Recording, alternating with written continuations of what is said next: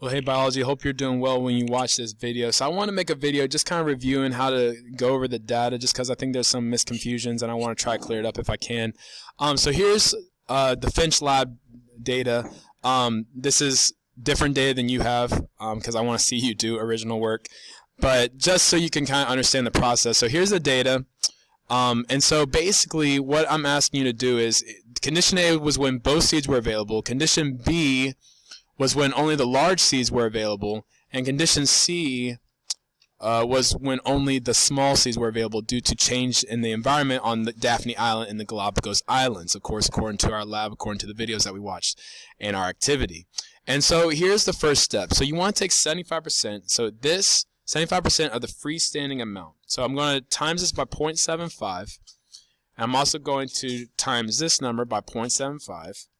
Okay, and so this, we're going to say 75% is the minimum amount a bird needs to eat to live. Okay, and so that is the minimum amount. All right, now it needs to eat at least 17.6 seeds. Okay, the tweezer, small beak bird. And so now you count out of how many birds do we have here? No, not the sum. Let's see, count. There's 18 birds here. Okay.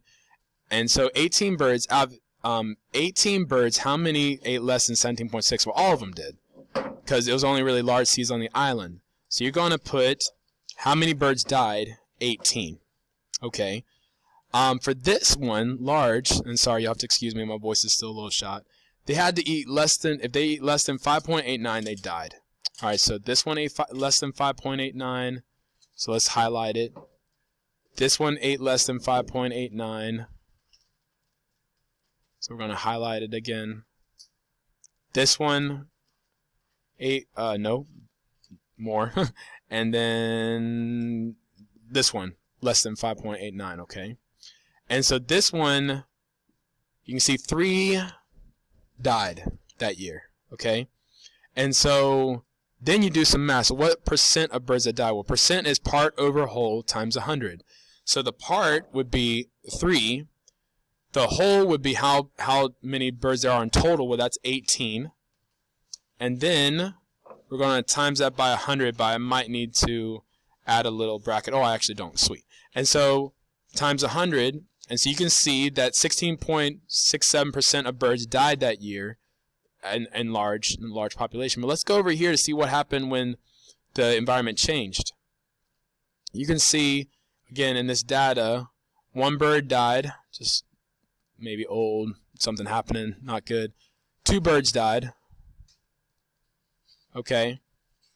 And so if you do 2, right, and then equals 2 divided by 18 times 100, well, less birds died that year, 11.11. And of course, more data would mean more accurate data points, but you can obviously probably tell right now that the small is going to be extremely different. Because you have to, if you eat less than 17.6, yeah, so many birds survived that year.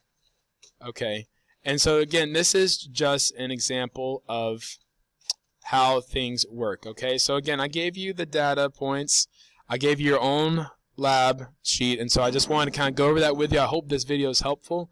Let me know if you have questions. The last thing, remember, the last thing is I want you to draw a bar graph right here for all these conditions. Okay, so how many birds died in condition A? Bar graph would be a good choice. You might be able to do a different graph if you want to. How many birds died in condition B, and how many birds died in condition C? Okay, hope this video was helpful. Again, God bless.